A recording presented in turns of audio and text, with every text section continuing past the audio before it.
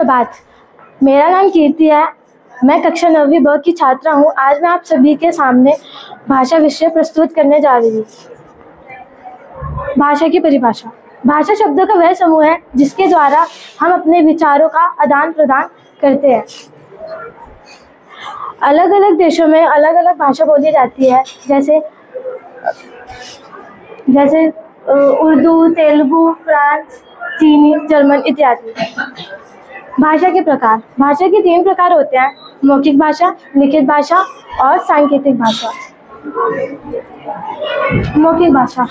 मौखिक भाषा उसे कहते हैं जो हम अपने मुख से बोलकर अपने विचारों एवं भावों का आदान प्रदान करते हैं, उसे हम मौखिक भाषा कहते हैं। लिखित भाषा। लिखित भाषा का वह भाषा जिसे हम लिखकर और पढ़कर दूसरे तक। लिखित भाषा उसे कहते हैं जिसे हम लिखकर या पढ़कर दूसरों तक आदान प्रदान करते हैं, उसे हम लिखित भाषा कहते हैं। सांकेतिक भाषा।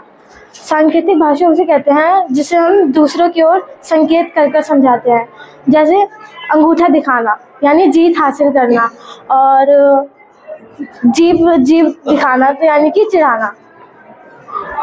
भाषा के कुछ अन्य रूप। मातृभाषा।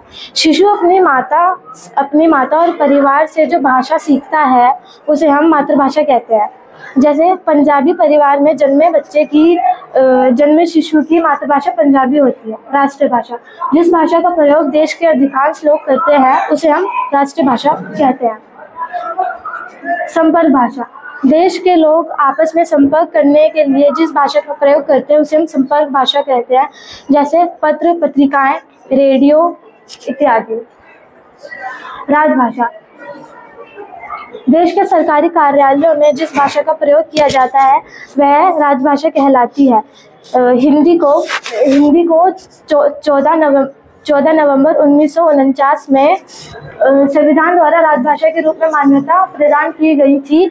इस कारण 14 सितंबर को हिंदी दिवस मनाया जाता है। बोली और उपभाषा।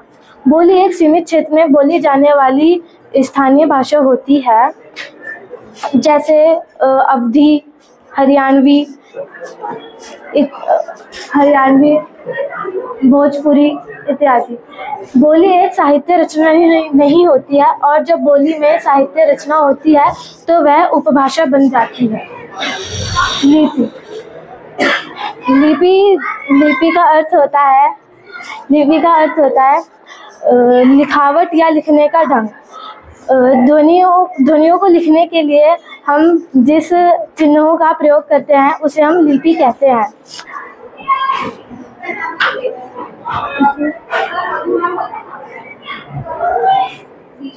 जैसे नेपाली की लिपि देवनागरिक होती है, उर्दू की देवनागरिक होती है, अंग्रेजी की रोमन होती है और बंगाली।